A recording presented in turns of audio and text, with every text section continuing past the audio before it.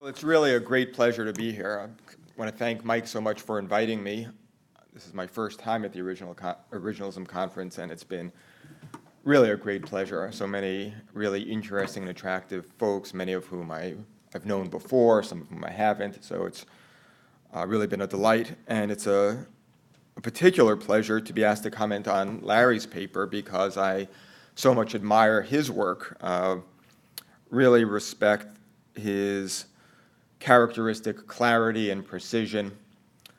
So it's just really nice to be able to speak to it. Now, Larry's basic project, as I see it, has three main parts. There's the interpretation-construction distinction, which is a particular way of carving the process of adjudication or constitutional implementation or something like this, way of distinguishing two different activities. And then there's the fixation thesis, that the communicative content or meaning in the linguistic sense, as he put it, is fixed. And then the constraint principle, which has to do with the constraint that this fixed linguistic meaning or communicative content has on what judges should do when they're engaged in construction. So as I see it, there are three basic pieces. This paper, of course, is on fixation. And Larry will want me to speak about fixation and not to speak about the other pieces of the project. I'm going to disappoint him a little bit, but I think justifiably.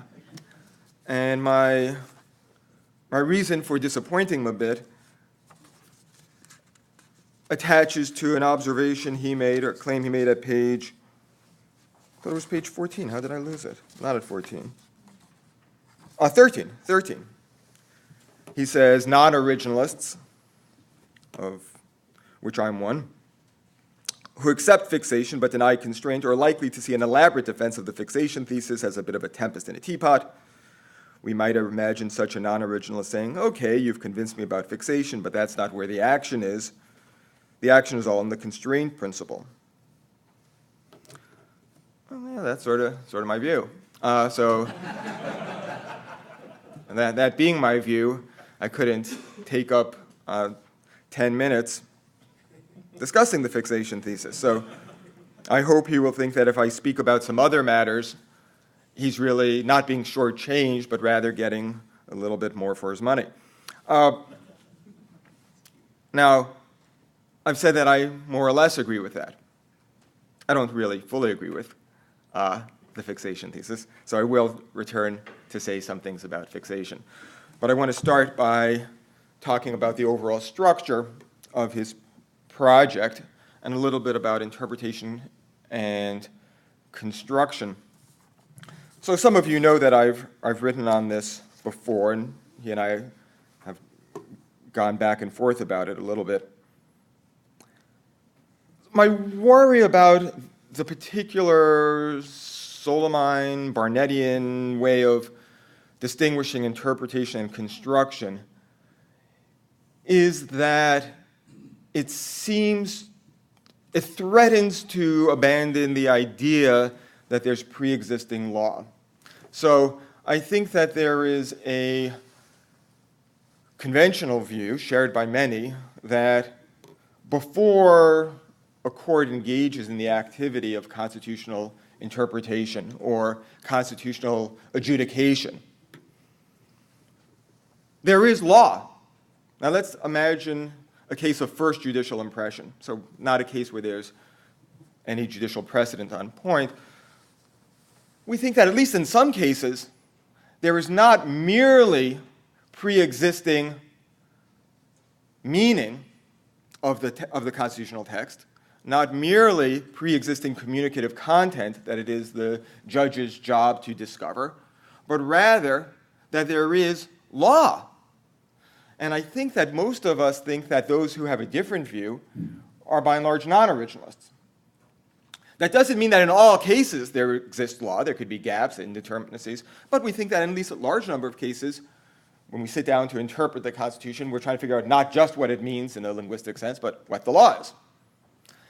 And the particular way that Larry describes interpretation and construction makes it unclear to me exactly how there's pre-existing law. So he often says that interpretation is the activity of trying to discover pre-existing, I'm inserting pre-existing, trying to discover the communicative content. But then he says construction is the activity of determining legal doctrine or legal effect. So I just worry a little bit. This seems like construction is a creative activity. Now, it could be constrained legally. But being constrained legally, if construction says, even with the constraint principle, judges are obligated to stick to the semantic meaning or the communicative content, is a little different from saying there's already law, and we're trying to figure out what it is. So if that's not sufficiently clear, imagine a case in which the original meaning, or the communicative content, is clear and determinate. So then we can say two things, I think. One is that judges are legally obligated to give that clear communicative content legal effect. Or, what I take to be synonymous, judges are legally obligated to construct legal doctrine that perfectly corresponds to that communicative content. That might be Larry's view, I'm not sure. I think that may be some people's view. But that is not the same thing as saying, in cases where the communicative content is clear and determinate, then that clear meaning already constitutes the law. One is saying what you ought to do to make it the law, and you may be legally obligated to do it. It's not the same thing as saying that's already the law. So I'm just a little bit puzzled. I would think that the more common view among originalists is more like when the original meaning is clear and determinate, then that clear meaning constitutes the law. Okay, so that's a claim of what the law is and what makes out the law. Let's suppose the view is when the original meaning is clear and determinate, then that clear meaning constitutes the law. So my question is, what makes that the case? In virtue of what is that so? So one could say, that's true about law generally. That's a claim that partakes of general jurisprudence. It is just a general truth about law and legal texts that the clear communicative content fully determines or constitutes the law. Well, that's going to be some heavy lifting to try to establish that principle as a matter of general jurisprudence. So then you could say, it's true about our legal system. That's also going to be some tough slogging on the dominant views of law generally. That's why Steve Sachs has this view that says we're going to pay attention to what people say. The official story is going to tell us this is true. I'm skeptical of that. Okay, fixation, though. Pages 50 and 51 is where I want to look. I think that lots and lots of what Larry says in this paper in defending fixation is exactly right. Concept and conception, I think he's clearly right about that, and lots of other moves he makes. But I worry about the challenge that he describes in terms of consensus of contemporary readers theory. I want to call that, let's say, contemporary public meaning. And the view is, that I want to put forth is, there are lots of different types of meaning. Lots of different types of meaning. One type of meaning is contemporary objective public meaning, something like this. Now, it's true he acknowledges there are different types of meaning. So he distinguishes meaning in the linguistic sense from what he calls meaning in the applicative sense and meaning in the purposive sense. And Jack, in his book, does a similar thing. He has a few more different types of meanings in the X sense. But my point is a claim about meaning in the linguistic sense. And what I want to say is there are different types of meaning in the linguistic sense. And one could be, and one is objective contemporary public meaning. And I think that's very much like his consensus of contemporary readers theory. But he says that that view is mistaken because originalism is a view about how the contemporary readers of the constitutional text can get the meaning right. But what I want to say is there's not a the meaning. There are various types of meaning. So take a provision of the Constitution that says such and such must be done on the 3rd of the month. What does that mean? The 3rd day of the month, we would say. What happens if we discover that what it meant for them is this sort of thing always happens on Mondays? So what they mean is the 3rd of the month meant to them the 3rd Monday of the month. So we would have two different meanings. The original public meaning, which is fixed, and the contemporary public meaning, which is now the 3rd day of the month. We just have a couple different senses of meanings here. And they're both meanings in the linguistic sense. Now, I'm coming very close to the end, Don.